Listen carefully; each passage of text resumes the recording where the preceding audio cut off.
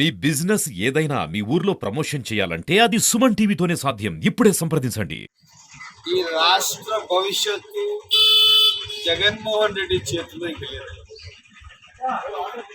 నాశనం చేసిన వ్యక్తి ఎవరున్నా అంటే ఈ కంబైన్డ్ స్టేట్ లో ఉమ్మడి రాష్ట్రంలో కానీ ఈ రోజు కానీ ఒకే ఒక్క మనిషి వైఎస్ జగన్మోహన్ రెడ్డి.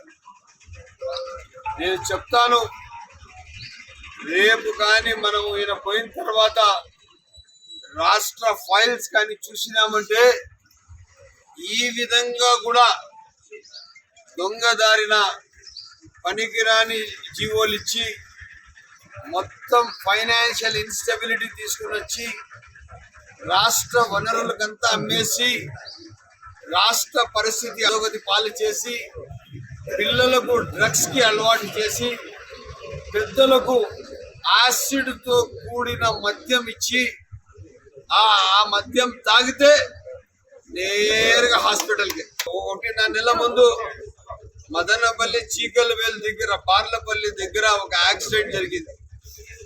అది ప్యూర్లీ వచ్చి ఈ రాష్ట్ర ప్రభుత్వం చేయించిన మర్డర్ అని చెప్పొచ్చు. ఎలాగంటే ఇక్కడ ఆ పిల్లలు కొంతమంది ఏదో అమెరికాకి వెళ్తున్నామని చెప్పి ఒక అందరూ కలిసి పార్టీ చేసుకోవాలని చెప్పి పార్టీ చేశారు. ఆ పార్టీలో ఇక్కడ ఏదో అందరూ మద్యం సేవించారు. ఆ సేవించిన మద్యంలో ఏ మాత్రం నాణ్యత లేదని చెప్పి వాళ్ళు అనిపించిన తర్వాత ఇక్కడ వద్దు కర్ణాటకకి వెళ్తాం కదండి చెప్పి కర్ణాటకకి వెళ్ళారు. కర్ణాటకలో సేవించిన తర్వాత మత్తు అనేది తన స్థాయికి చేరుకునేసింది. అదే మత్తులో రిటర్న్ వచ్చిన మనుషుల ద్వారా దాదాపు 7 మంది తన ప్రాణాలు పోగొట్టారు. దీనికి ప్యూర్లీ ప్రభుత్వం పనిచేసే విధానం సరైన లేక, నాణ్యతమైన మద్యం లేక, సరైన పద్ధతిగా డబ్బులు తీసుకున్న తర్వాత ప్రభుత్వమే ప్రజలకు మోసం చేసి, అది మద్యం కావచ్చు, అది తినే సరుకులు కావచ్చు, ఏదైనా కానీ ప్రభుత్వం నుంచి వచ్చిన సరుకులు ఎప్పుడు నాణ్యతతో ఉంటాయి.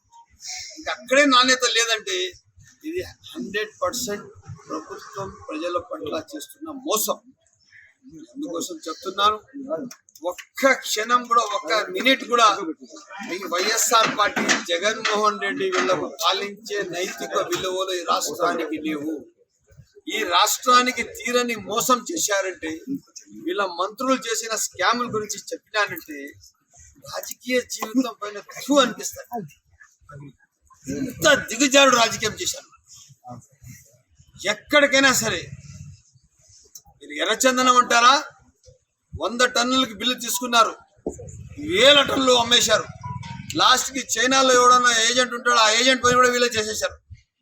బ్రోకర్ ఉంటే బ్రోకర్ పని కూడా వీళ్ళే చేసేసారు. వానికి ఎందుకు కమిషన్ ఇచ్చేదాన్ని మేమే వెళ్ళిపోతాం బ్రోకర్ కింద, బ్రోకర్గా పోయి అమ్మేశారు. స్టీల్ ప్లాంట్ పెట్టి క్యాబినెట్ లో ఎన్ఓసి ఇచ్చారంటే రాష్ట్ర ప్రజల్లో కూడా అది న్యూస్ లో రాలేదు తెలుసా మీకు?